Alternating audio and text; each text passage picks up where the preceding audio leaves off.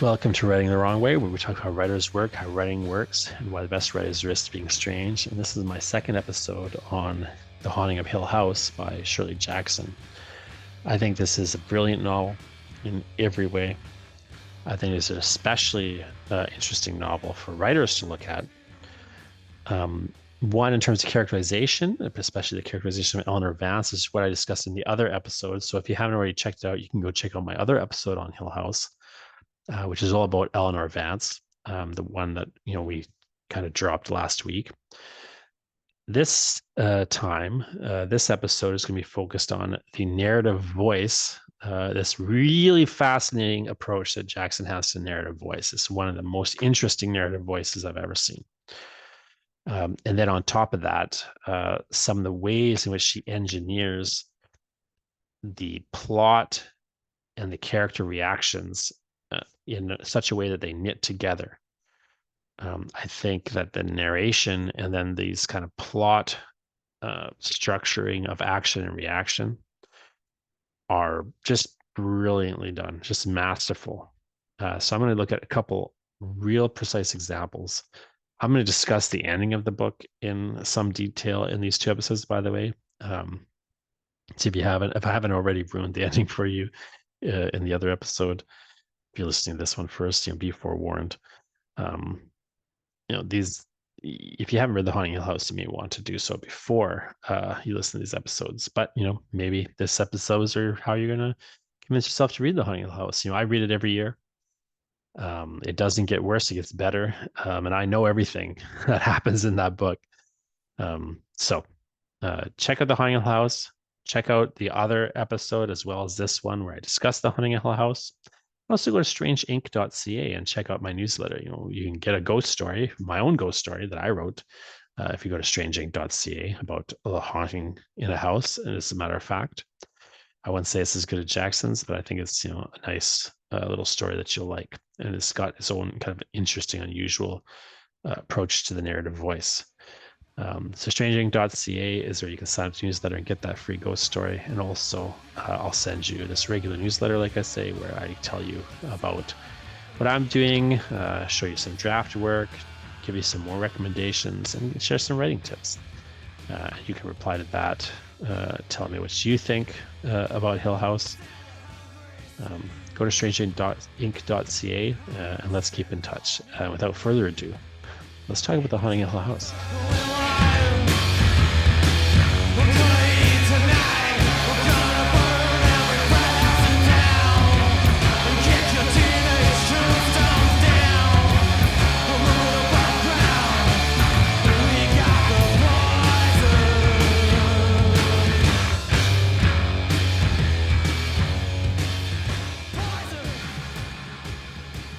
There are a lot of things to look at with The Haunting of Hill House. I want to just start with a strange aspect of the book, which I think is one of the most interesting formal aspects of the book, and which I think accounts for a lot of its lasting power and a lot of its creepiness factor. A lot of the actual effects of the book, I think, can be explained by this strange way that Jackson has approached the narration.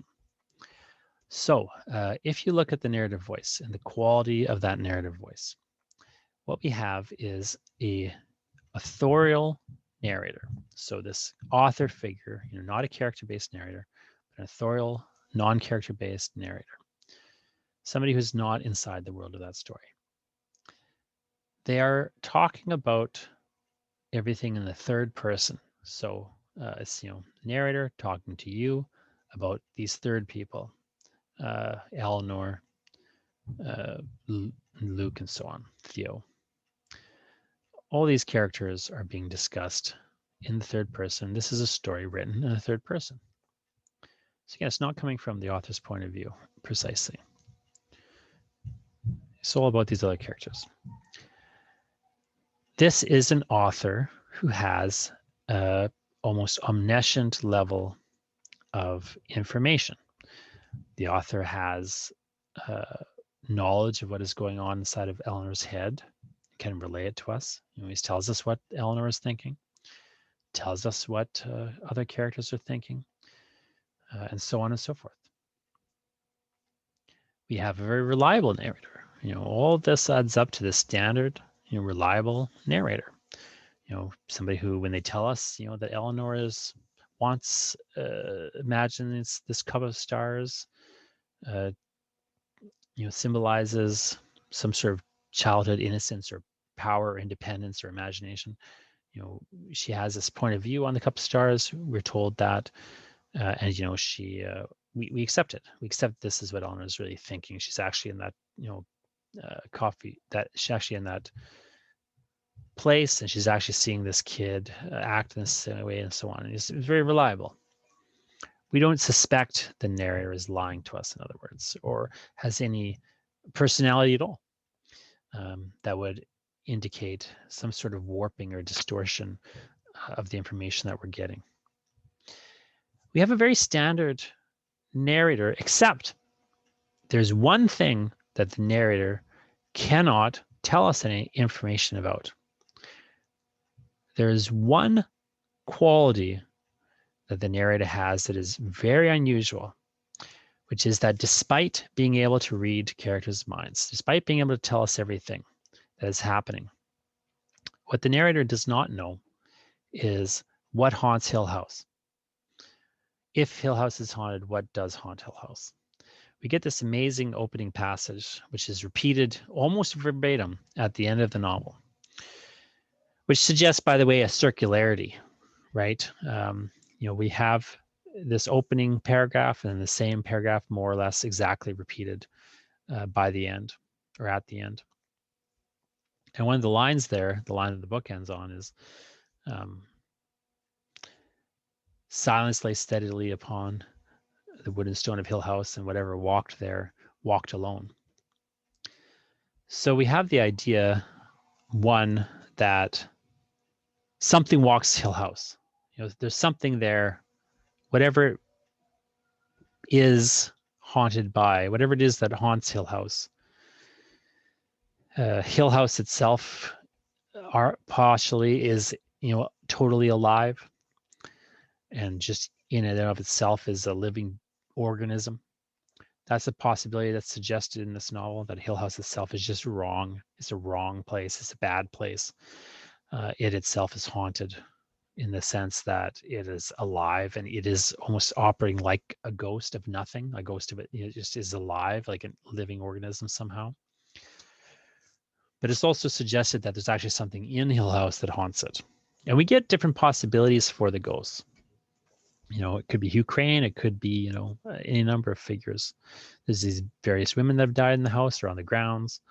There's the owner, again, the guy who constructed Hill House, his original owner, who we had the suggestion was interested in the supernatural and the occult, may or may not have constructed Hill House to occult specifications. It has built very strangely. We get the idea that even as it was being built, there's people getting injured and people refusing to work on it and so on. Like the idea that somehow the house is just bad in and of itself, or one of these people who died on the grounds haunts it. We don't know. We don't know. We never know. We don't find out by the end of the novel what is haunting Hill House. The last line confirms this. Whatever walks there, we still don't know by the end of this novel what walks there. We have no more information about Hill House in the last paragraph than in the first paragraph, to the degree that it is repeating the paragraphs verbatim. And not only do we not have this information, well, one, we don't have the information because the novel has not delivered the information. This narrator has not been able to tell us what haunts Hill House, because the narrator doesn't know. The narrator knows everything about this world except what haunts Hill House. So there's a very strange and disturbing quality to the narration. It's almost as if Hill House itself exceeds the narrative situation. It's almost as if this novel, this horror story, has this monster in it that is able to transcend the situation of being in the story. There's something about Hill House that is unexplainable even to the person telling us about Hill House, even to the person who has invented Hill House. There's some way in which they don't have a grasp on it. That paragraph is very, that opening paragraph is a fascinating paragraph in many respects, not the least for the strange quality of the narration that it establishes immediately. That, even I, the narrator, do not know what haunts Hill House. Whatever walks there, though, we know it walks alone. We have this before that, we get established the idea that's of what Hill House is. Whatever Hill House is, we are told, it is a place of absolute reality, where it is not possible to dream. Now, that is a very strange claim to make, because as unreal as the events of Hill House seem to be, we have all these strange occurrences happening inside Hill House, to all these sort of hauntings that are happening. But we are told before anything unusual happens, all these kind of surreal or unreal occurrences that they're not even sure, like, did this really happen? What's really going on? Did we dream that? Did it actually happen? We're told from the very first moment, it's not possible to dream in Hill House. Everything in Hill House is not just a place where dreams can't happen. It is a place of absolute reality. It is the most real place in the world. It is more real than anywhere else on earth. And that is why you go mad if you stay there too long. That is why, Hill House itself is mad. Hill House is not sane. We know it is not sane. We know it is a place of absolute reality. We know whatever that means, it means that it is haunted. Whatever that means. And we know nothing else. And neither does the narrator. And we never find out. And we just watch these people moving through this situation under such threat that they can't understand it. We can't understand it. The story can't even understand it. And what's even more disturbing than in all of that is that Eleanor's strangely not afraid, because she's so wound up in wanting everyone to like her and wanting people to be impressed with her. She's so isolated and so in need of this recognition from these others, that she's just blind to what's happening to her and to how the house is attached to her and to what it's doing to her. Where by the end, she's, as she's crashing her car into this tree and thinking, I'm the one who's doing this. I'm really doing this all by myself. Almost, insistently trying to convince herself. And then just in the last moments, well, why am I doing it?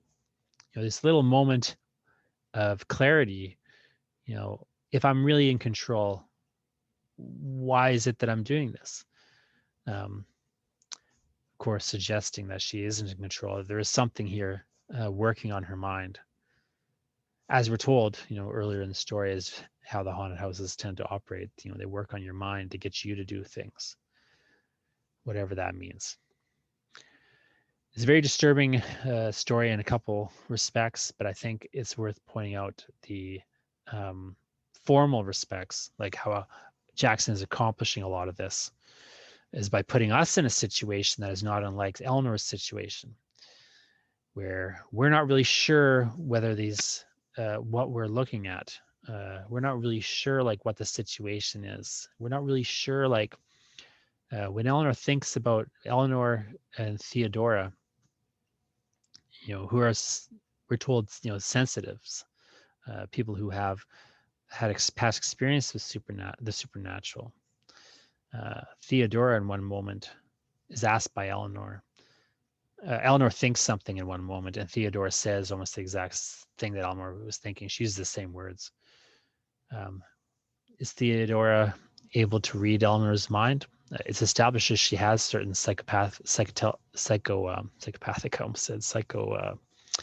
telepathic abilities. that she can, to some degree, read minds. That's established about Theodora, that, the reason she's been invited to the house is that she's passed the card test, that's supposed to be a determination of whether or not you have telepathic abilities on some level and are sensitive to picking up on, what other people are thinking. And she does repeat verbatim something that Eleanor has said. So is Theodora, somehow in league with this house, or does she herself have, an ability to manipulate Eleanor? Or what is it that is going on here? We don't know, and Eleanor doesn't know. It's just a disturbing and unquieting set of moments that are happening here, and we're in that same position where we don't really know when that's a moment like that happens. We don't know, and Eleanor doesn't know. If the narrator knows, they're not telling us. And the narrator will only really tell us what Eleanor is thinking in any complex way, and it certainly doesn't know what this house is thinking, whatever it thinks. It only knows that the house is not sane. Let's look at a moment in Hill House, two moments in Hill House that are connected around the middle of the book. Now, this is the moments where the writing appears on the walls of the house. And there is, I think, a few things to notice here, but one of the most important things is to notice the reactions. The reactions that characters have and that Eleanor has in both instances. So when the first we're told that the writing is large. There's these large letters appear on the wall of the house in chalk. They're written in chalk. Romy's large and striking ought to have looked, Eleanor thought, as if it had been scribbled by bad boys on a fence. Instead, it was incredibly real, going in broken lines over the thick paneling of the hallway. From one end of the hallway to the other, the letters went, almost too large to read, even when she stood back against the opposite wall.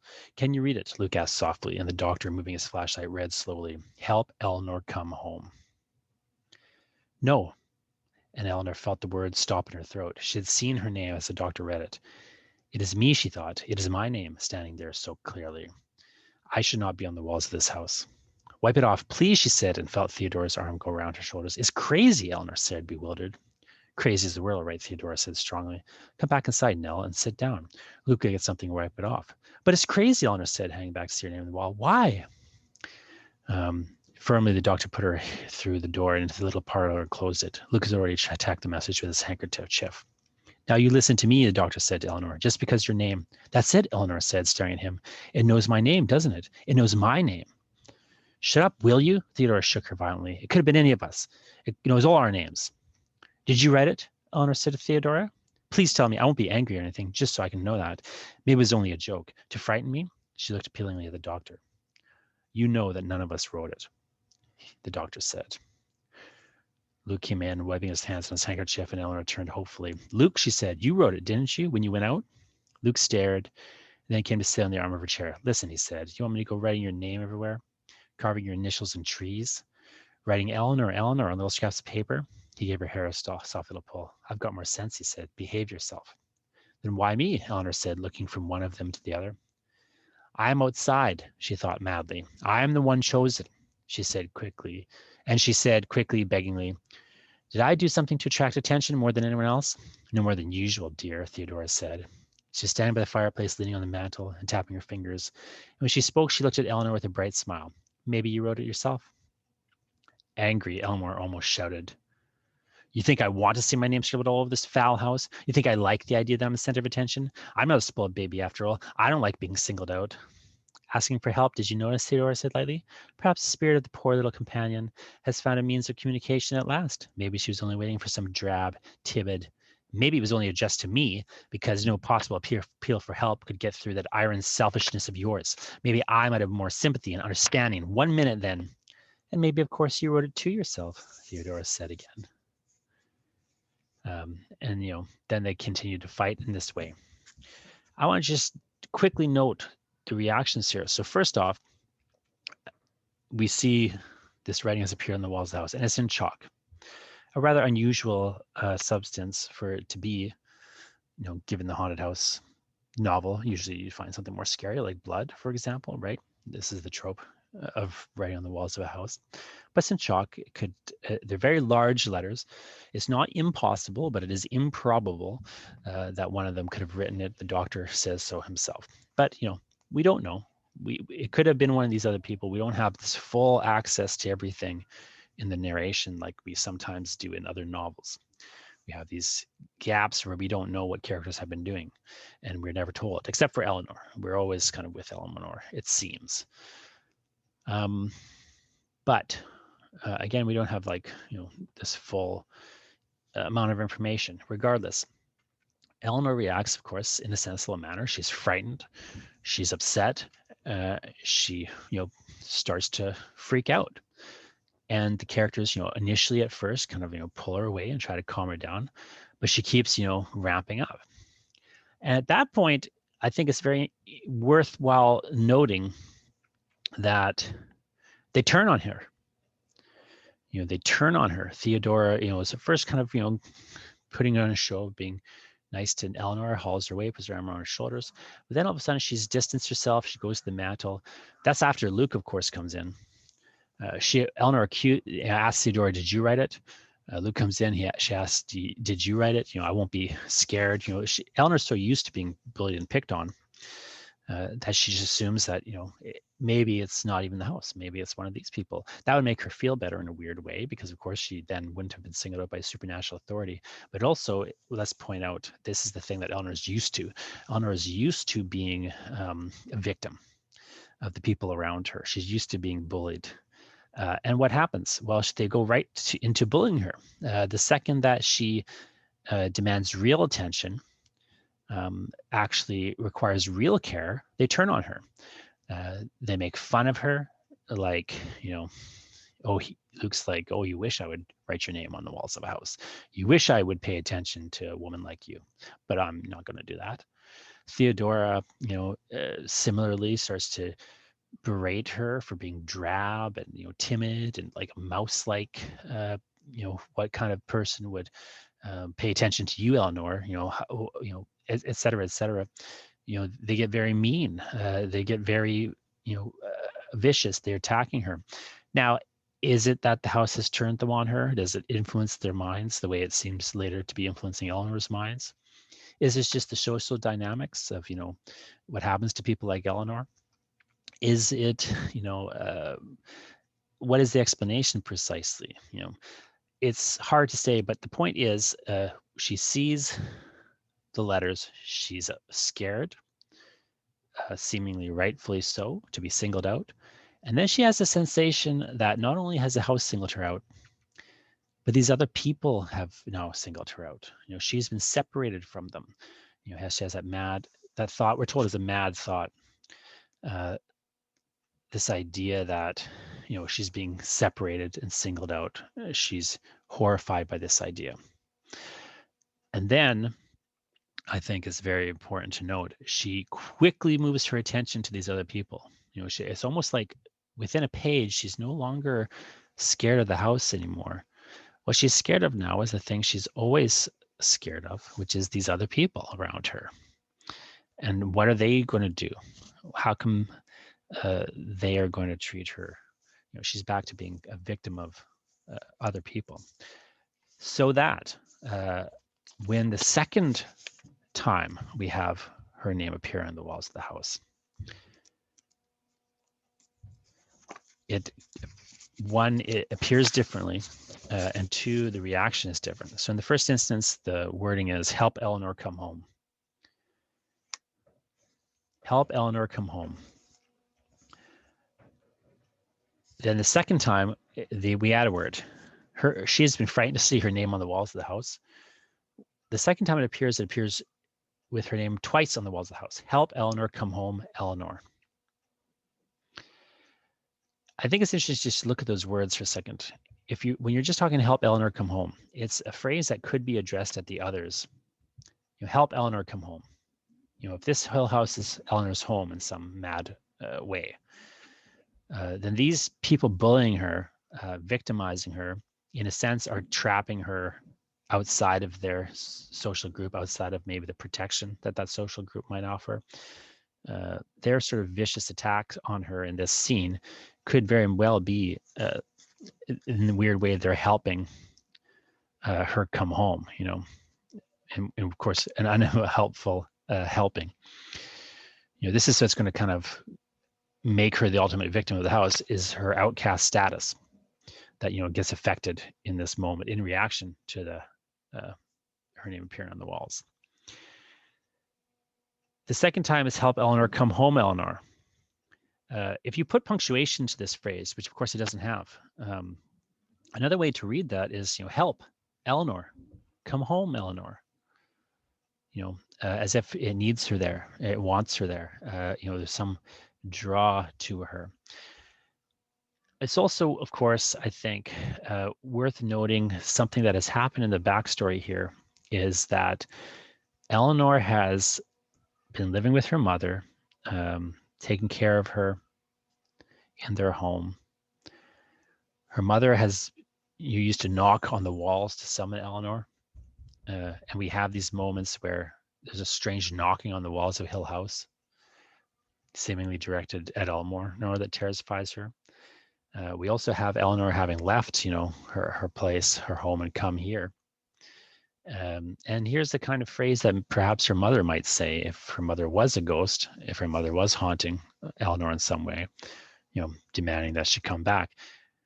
It's not that this is what is happening necessarily, but you have all sorts of weird, interesting ways to interpret this line. You can put punctuation there and kind of see the different meanings it could have. You could think of Hill House as her home. We have this sense before she comes to Hill House, she believes she's going to find a home there in a sense. She just believes she's going to find some new family, which she doesn't quite find. Instead, she falls in that same victim pattern. But that she did at home. So in a sense, she's found a new home, but it's a terrifying, horrible space. In another sense, possibly there's this weird way in which she belongs here with the house, or at least the house is trying to convince her of that. And that's very much the idea that she has by the end. We also have just, ways in which this could tie into a possible haunting in a more conventional sense, like Eleanor's mother haunting her. And she's brought a ghost into this house or what have you.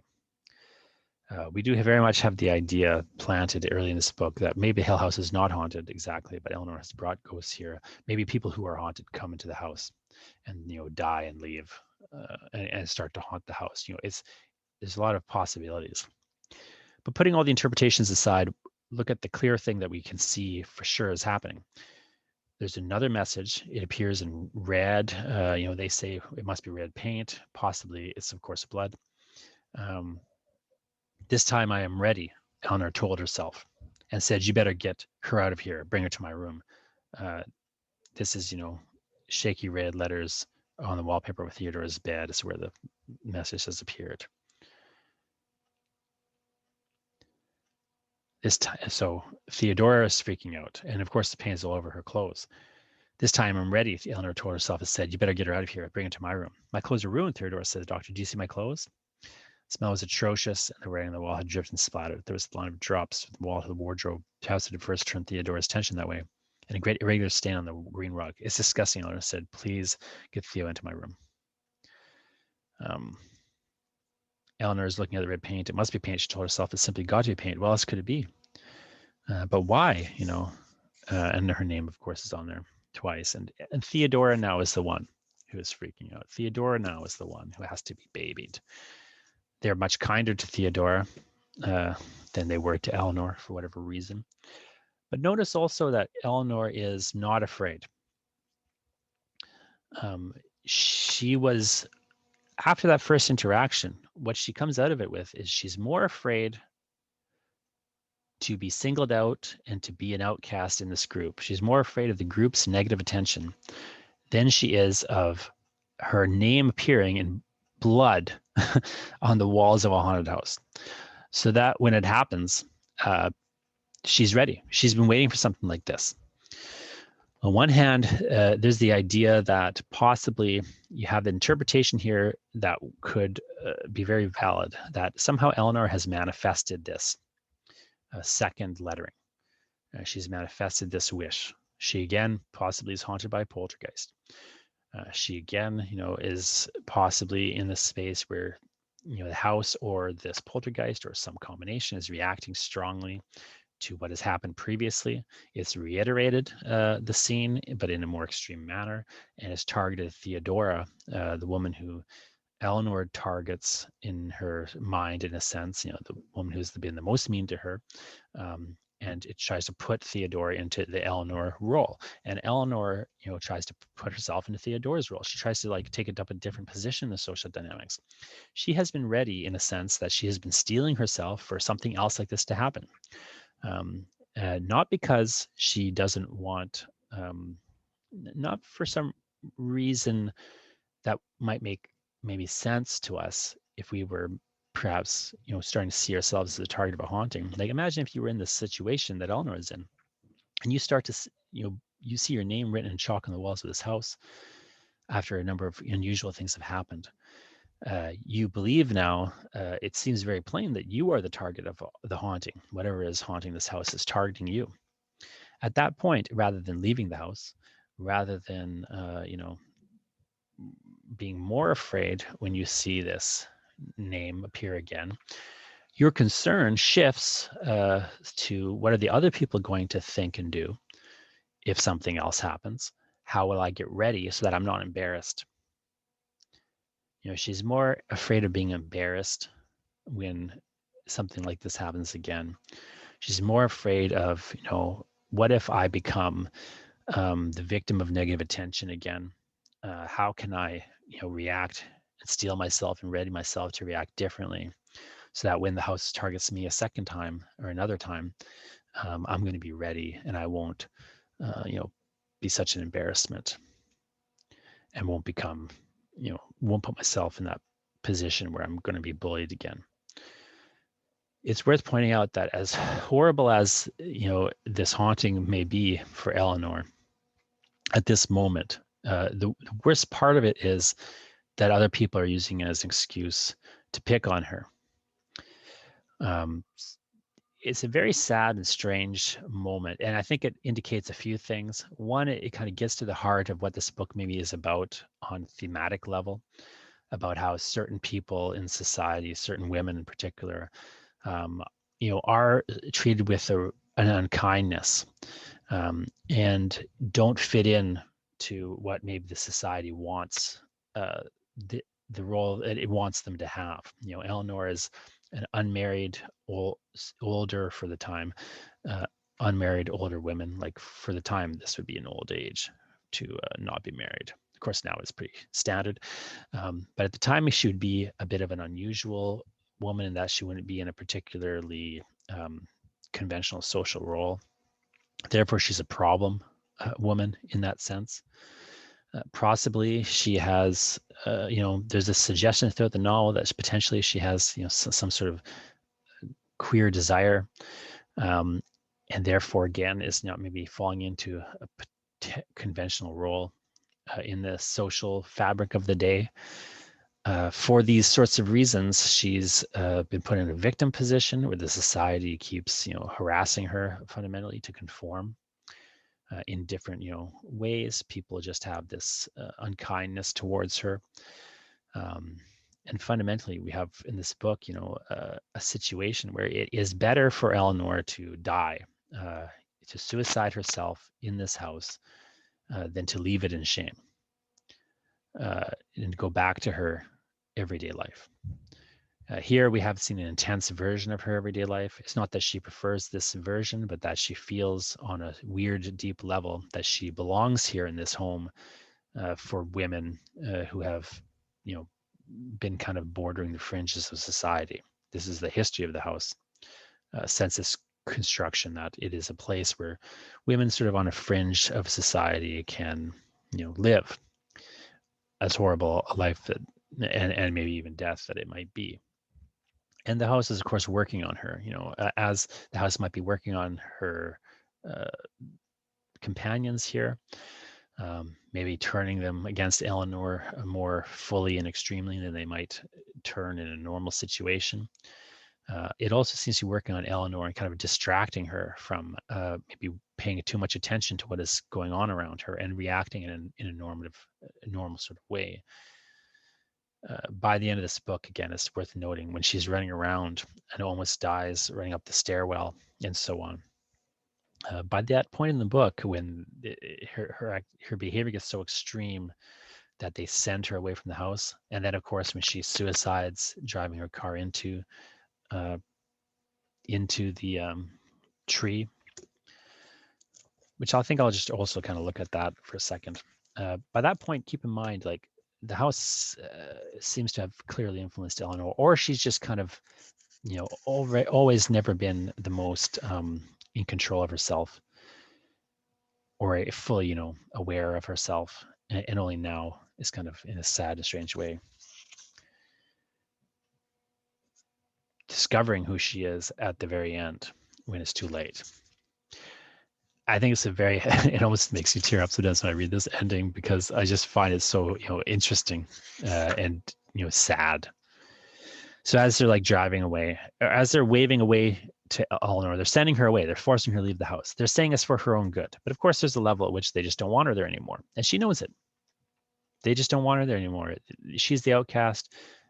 She senses that from the second she arrives almost.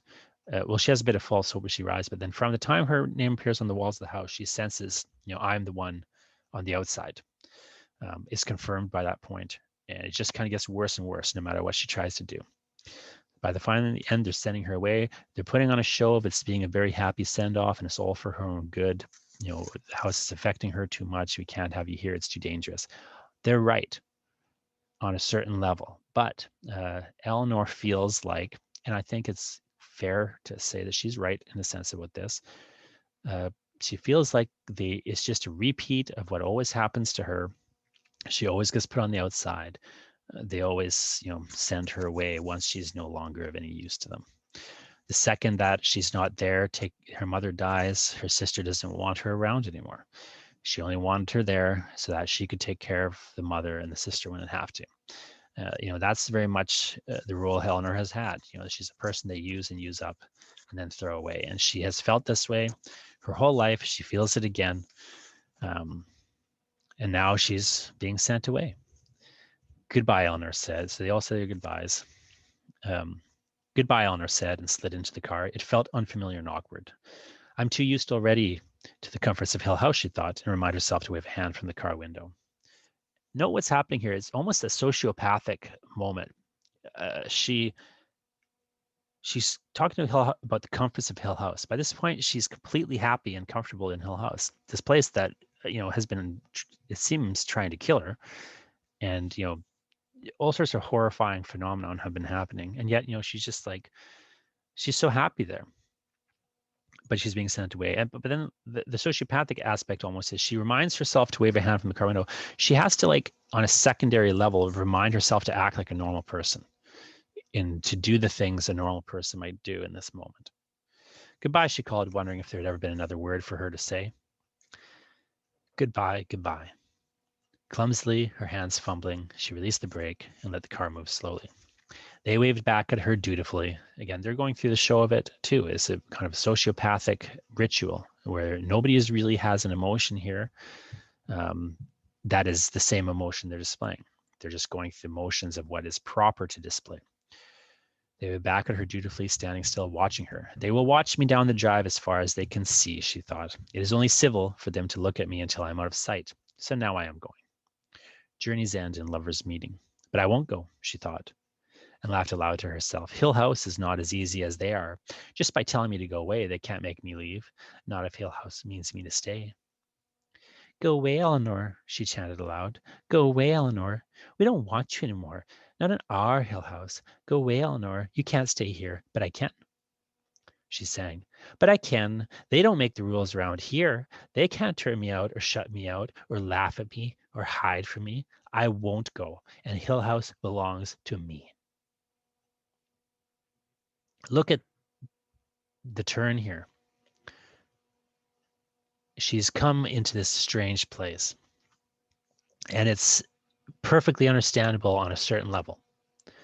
A woman like this who's had this life and has gone through these experiences, if you take the haunting out of it, it almost makes perfect sense why she would feel this way.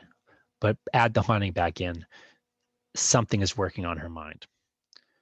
With what she perceived as quick cleverness. This is the sort of brilliance of Jackson's prose. With what she perceived as quick cleverness. So she's doing a thing, and then there's a level at which she's perceiving what she's doing. And then there's this another level that the narrator is talking at, with saying, she perceives these things as being this way, but they're not precisely that way. If it was quick cleverness, the narration would say with quick cleverness, but it doesn't say that. It's negating the thing that she feels as it's telling us what she feels. With what she perceived as quick cleverness, she pressed her foot down hard on the accelerator. They can't run fast enough to catch me this time, she thought. But by now they must be beginning to realize. I wonder who notices first. We have this reference here. They can't run fast enough to catch me this time. This is referring to the previous moment where she had, again, maybe in her mind, she had attempted a suicide, and they caught her, they stopped her. Now she's attempting it again, but they can't stop her. And she realizes this. She can't keep in mind, like we need to track this. She's realizing in a crystal clear way, I'm going to commit suicide this time. They won't stop me. They can't do it. I figured it out. I wonder who notices first. She's less concerned with the fact she's going to die as with like, well, who's going to notice that I'm going to die first? Luke, almost certainly. I can hear them calling now, she thought, and the little footsteps running through Hill House and the soft sound of the hills pressing closer. Note that for a second. I can hear them calling now. They're calling to her. Maybe in reality, they are calling to her. Eleanor, what are you doing? Stop. But they can't get there fast enough. But then here's the other thing she hears: the little footsteps running through Hill House. Whose footsteps are these? The soft sound of the hills pressing closer. I'm really doing it, she thought, turning the wheel to send the car directly at the great tree at the curve of the driveway. I'm really doing it. I'm doing this all by myself. Now, at last, this is me. I'm really, really, really doing it by myself. It's a very strange and sad moment because this is look at how empowered she seems to feel. And yet, the only power she has here is to kill herself in full sight of them and, make them feel maybe what she feels for a moment. But then also note how that turns. In the unending crashing second before the car hurled into the tree, she thought clearly, why am I doing this? Why am I doing this? Why don't they stop me? Look at how the moment turns. And you also have the suggestion that finally she's thinking clearly. She has one clear thought, which is to question what she's doing. Like, well, why am I doing this? It made perfect sense a second ago to her. And all of a sudden it doesn't make sense anymore, but it's too late. As if, the house has strangely and, horrifyingly allowed her a moment of clarity when it's just too late, just to experience the full terror of what she's really doing. Whatever is, maybe she's simply just having second thoughts, but it's too late. She has, the why don't they stop me? Well, of course they can't stop her. I mean, she's established that by this point. Even just previous on the, in this sort of interior monologue, she's established they can't stop her. There's nothing they can do. But I think there's an interesting deeper level where it really does suggest that, like, well, this is clearly where things are going. Montague even talks earlier about a woman who did this exact same thing as she was leaving Hill House. There was a car accident in this exact manner. They call it an accident, but now we can see most likely it was a suicide. All the signs are here that this is going to end poorly for Eleanor. They even are sending her away because they think it's going to end poorly for her. So there is sort of this sense of, like, on one hand, Eleanor seems responsible in this moment. She believes herself to be responsible in this moment. It's the only time she has ever felt fully responsible and fully in control.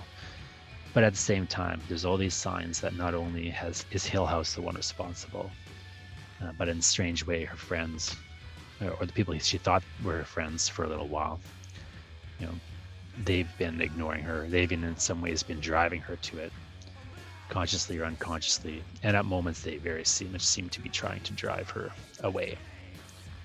And here they get their wish.